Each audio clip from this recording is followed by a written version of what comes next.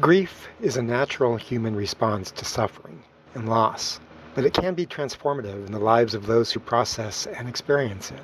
However, many people in Western culture, in our culture, are grief avoidant. We become ashamed at loss. We'd rather not think about death. At Grief Heals, we're here to change the conversation on loss, pain, suffering, and grief, as well as to provide resources for anyone experiencing grief in their lives. I'm Eric Simpson, the producer for Grief Heals, and I'd like to invite you to subscribe to our new Substack. As a free subscriber, you'll get free access to the podcast from week to week, both in video and audio. You'll get resources on grief and going through the grieving process, and occasional newsletters on a grief-related topic. As a paid subscriber, you'll get advance access to the podcast, both in video and audio, access to the entire Grief Heals archive, access to the Grief Heals chat, resources on grief and going through the grieving process, a weekly newsletter on a grief-related topic, and special promotions on coaching, grief circles, and other events. To subscribe to our Grief Heals Substack, navigate your browser to Grief Heals, one word, griefheals.substack.com. Welcome to another episode of Grief Heals, the podcast where we explore how it is that grief heals us with our relationship with ourselves, with one another, and our whole wide world. I am your host, Lisa Michelle Zega, and I am excited to have another conversation. Wow. Welcome to the very first podcast recording of Grief Heals for the new year, 2025. Can we just take a minute and breathe together, like recognizing, yeah, that's it. We breathe the same air. And maybe one more, and this time intentionally having our exhale be longer than our inhale. Ready? Breathing in 2025. And exhale.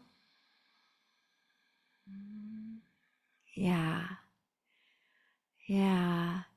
And just recognizing that however you're arriving, however you are as you listen, what if you allowed yourself to arrive right here, right now, exactly as you are, and just feeling into that space?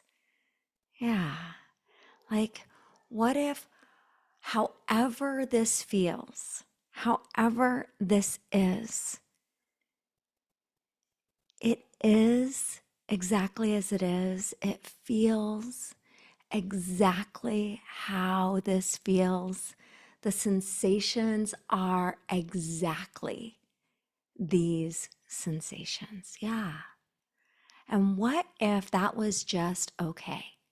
Like, can you imagine if it was okay to not be okay?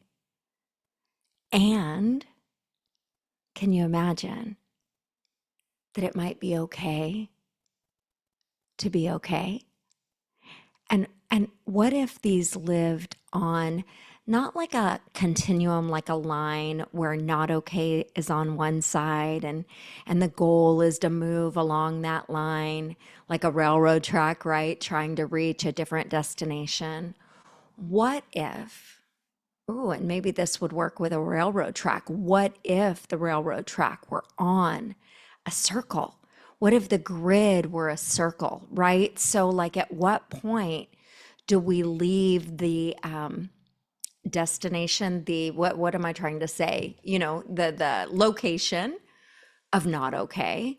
And we chugga, choo, choo, chugga, choo, choo on that railroad that's built on this circle grid. And at what point does not okay become okay? And at what point does okay become not okay? Like, in other words, at what point does winter becomes spring? And at what point does spring become winter? What point does happy become sad or sad become happy? Now, if you've been with me for any period of time, you know that I believe that grief is love. And there is this principle. Oh my gosh, I should have looked it up right before this podcast, but it's just coming to me right now. Is it the RAS, the reticular activating system? Shucks. Okay, but it's a system in the brain, right? And it's this idea that the brain begins to actively look for whatever we're focusing on. That's why a declaration, a vision can be so incredibly powerful, right? There's this practice that a coach that I had many years ago, she taught me. By the way, her name is Diane Forster. And you can see me struggling with the name or hear that little bit of hesitation. And that's because she was a coach of mine for like an minute. And the reason that happened is I hired her as a business coach. And oh, wow, we had met one time, maybe twice. And then my fiance died. And it was weird. I met with her, I think, one time after he passed, and she's not the person I would have, hired to walk with this grief journey. And nothing about her. And maybe it was just my own preconceived notion that like, no, I wasn't looking for you to be walking with me on my grief journey. And I pulled way back. I just didn't know how to be in that space with her at that time. So she taught me, though, in one of our sessions, this phrase: how does today keep getting better and better? And here's the miracle. When I would ask myself that question, I was essentially giving my brain an assignment. Yes, there's you understood the assignment. Is that a song? Was it a meme? I just remember hearing about it. So that's what's coming up in my brain as I say that. But the assignment for my brain was to identify how the moments in my day, how the experiences of my day kept getting better and better. Well, guess what? My brain totally committed and did this with me. Like there was such an awesome collaboration of looking for the ways in which the day would get better and better. And you know what that did? It really awakened me to pay attention, because all these little blessings, right? And so this idea that I get what I look for. And that's why at the beginning of a new year, it can really, really be powerful to get in touch with who it is that I am, right? Like to on purpose create an I am statement. So for myself, I created, so it used to be, I am the energy of love and freedom.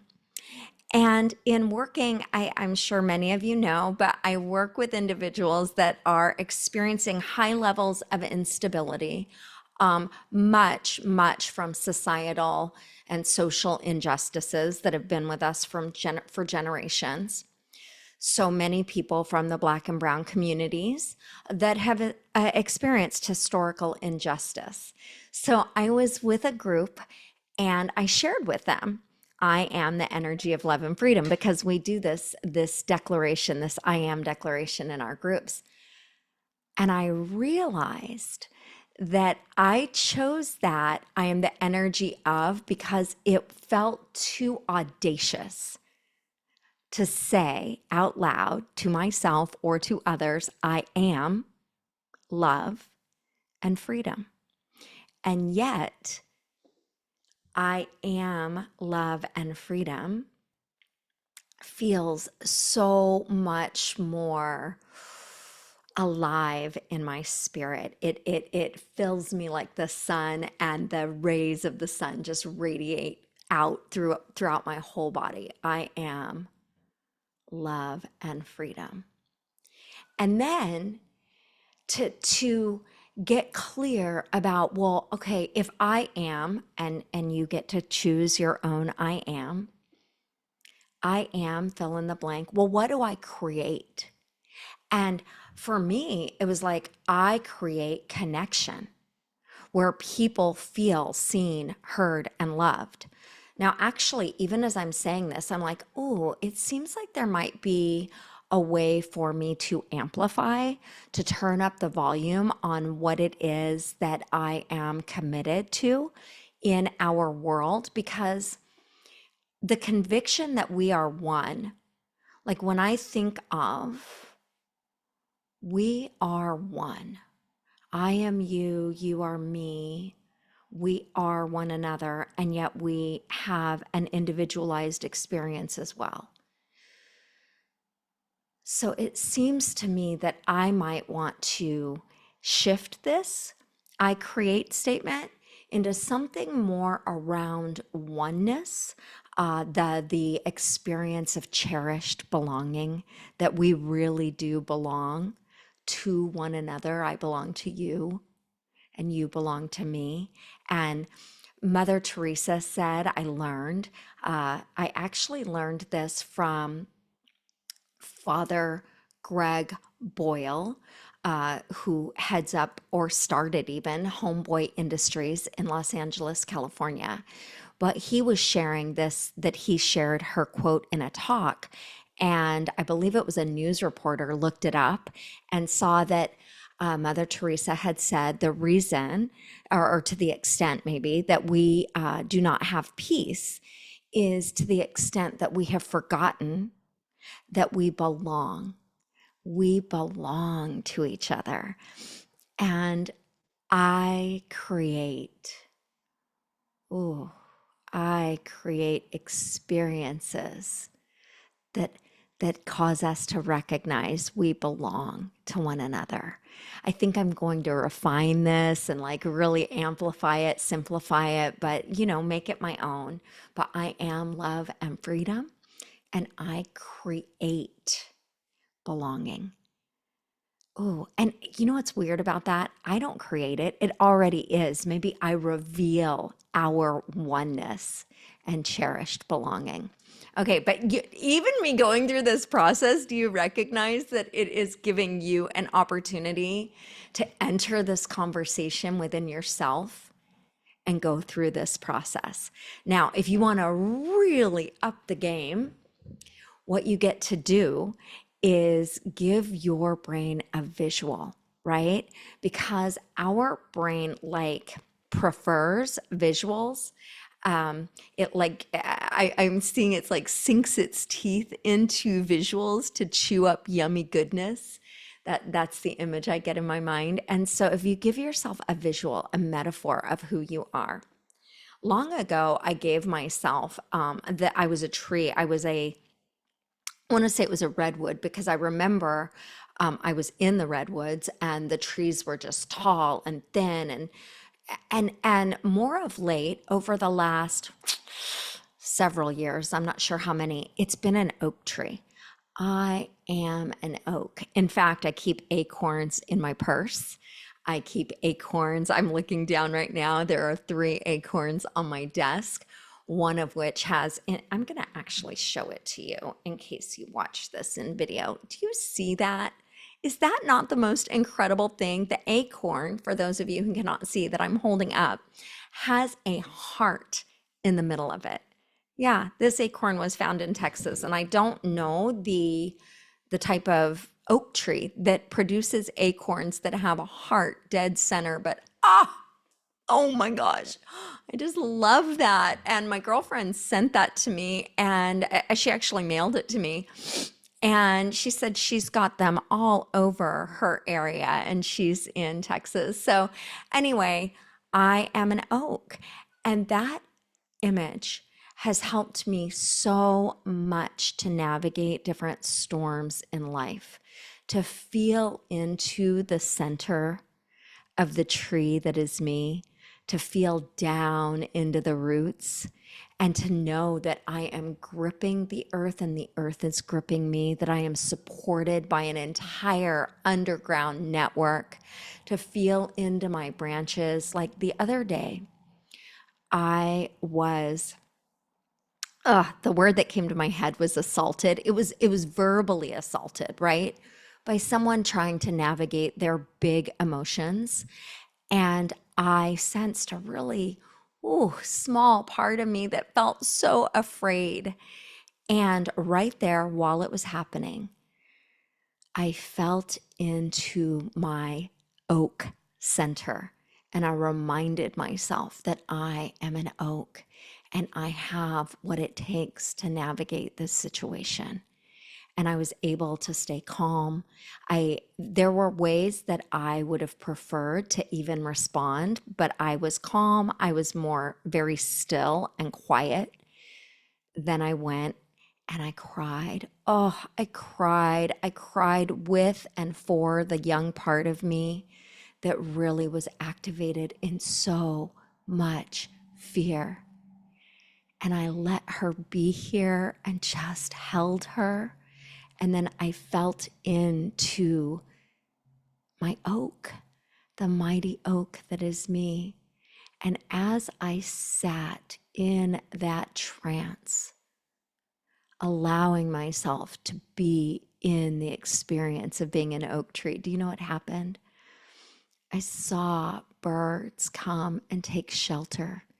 And in my self hypnotic experience, it was like, oh, little birds with big emotions can come and find rest here. And a little bird with big emotions, can come and find rest here. Whew. Yeah. Anyway, it's powerful. It's powerful to have a metaphor to hold us. It's powerful to have a metaphor to give our brain something with which to identify and to support our vision. So it's wild to me because I thought I was going to be talking about one thing, and my brain, I just went in a completely, okay, I was going to say a completely different direction. And what I trust and what I believe is that the direction is connected, right? So, I guess for sake of metaphor, at what point does the acorn become the oak and the oak become the acorn? At what point does bigness become smallness and smallness become bigness? Where is grief love and where is love grief? And you know what? This really is bringing me full circle, because remember I said that coach, Diane, she told me, she taught me this opportunity to ask myself, how does today keep getting better and better? How does today keep getting better and better? And then my brain naturally looks to give me evidence of how it's so.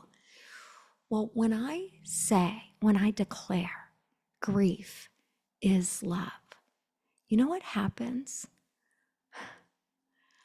I continue to find evidence of how it's so, of how grief invites me in to experience love. Now, you know that saying, what comes first, the chicken or the egg, right? And you can see that circle in that very question.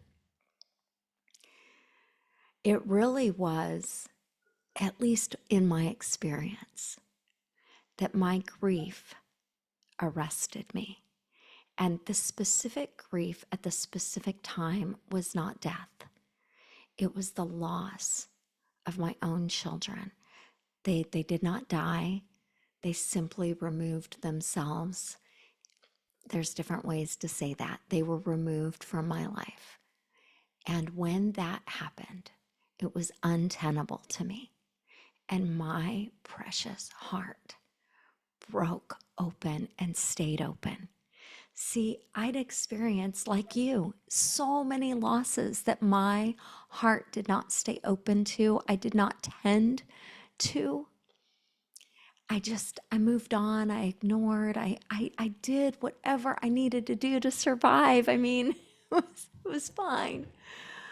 And somehow, instinctively, my mama heart knew if I close the door on this heart, I close the door on my boys.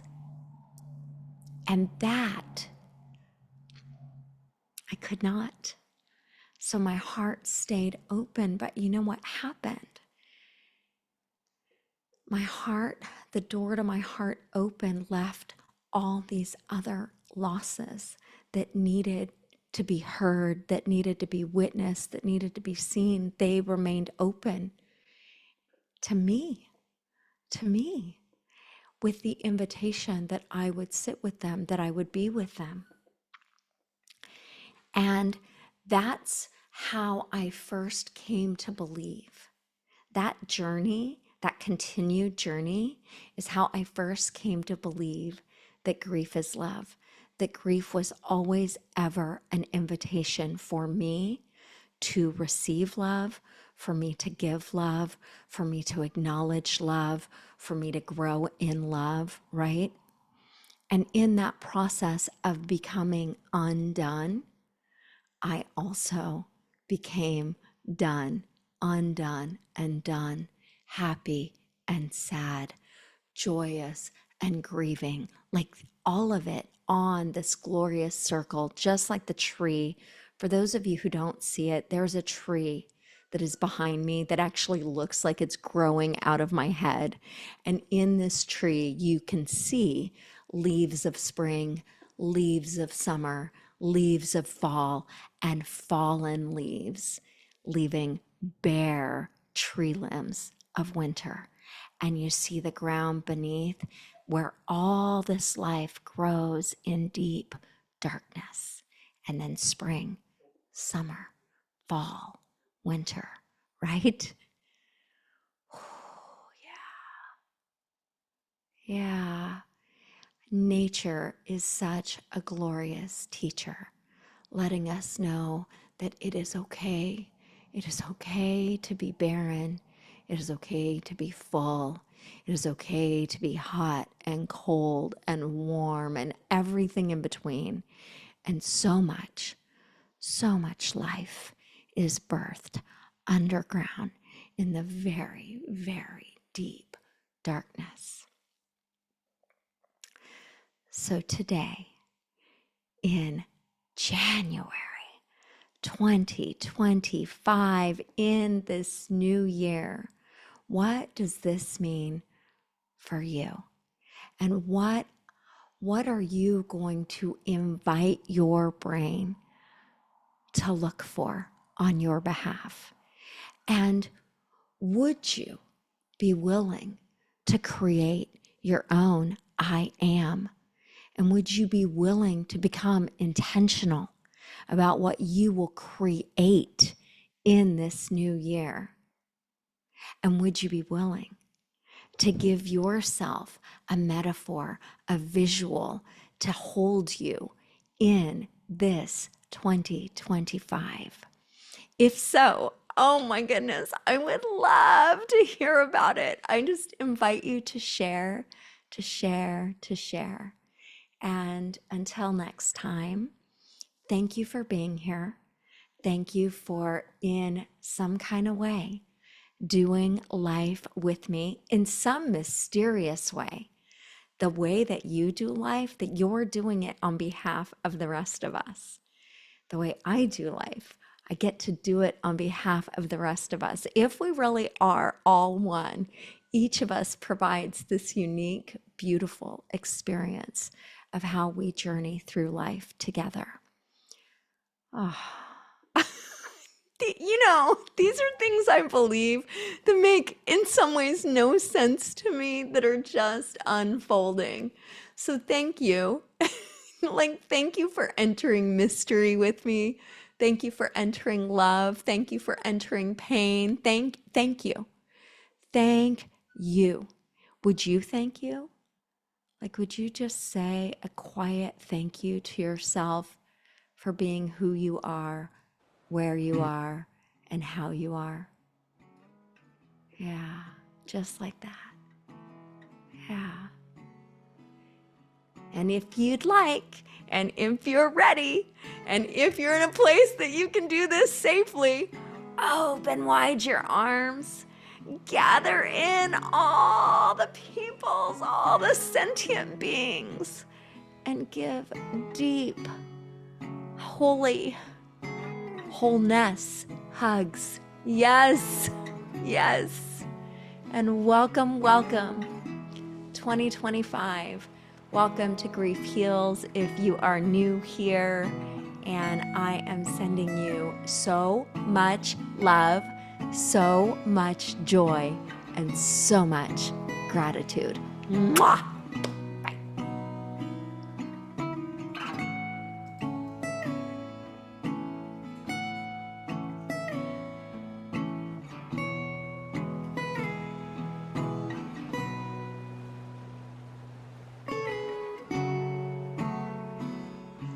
You've been listening to Grief Heals with Lisa Michelle Zega. The podcast is produced by me, Eric Simpson, in association with Jump Up and Down Productions. Music by Candelian, Drunken Nights to Sunday Mornings, and Stefan Carlin, A Calming Ocean, A Common Notion. If you would like more information about the work Lisa does, point your browsers to legityou.com. That's LEGITYOU. Lisa can also be reached at lisamichelle@legityou.com.